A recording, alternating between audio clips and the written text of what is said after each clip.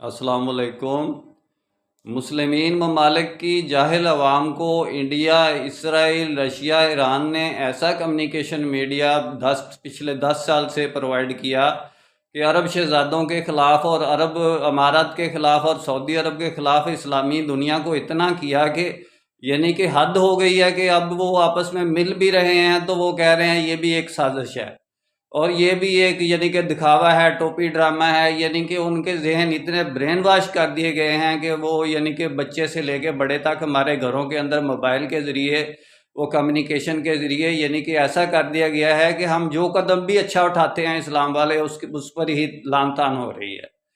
कोई किसी चीज़ की तारीफ नहीं की जा रही, किसी बात से खुश नहीं हो रहे। पता नहीं उनको क्या गिद्दड़ सिंगी डिया रहे हैं। इसराइल ने, ईरान ने संगाई है और उस पर चल रहे हैं। फ़लस्तीन तो पहले ही गद्दार है, रशियन फेडरेशन का एजेंट है। हम कोई फ़लस्तीन के लिए तो इकट्ठे नहीं हुए और फ़लस्तीन जाए भाड़ में, हमें फ़लस्तीन से क्या, वो गद्दारों का मुल्क है। वो शुरू से ही नुकसान पहुँचा रहे हैं। इसी तरह करके इस पूरी इस्लामिक वर्ल्ड को यहूदियों से वो मिले हुए हैं। मेरा काम इस्लामिक वर्ल्ड की अमन और यूनाइटी का है। इंशाल्लाह डिटेल में बात फिर होगी। निस्बत वहदत खिदमत खैर के साथ। अल्लाह हाफ़िज़।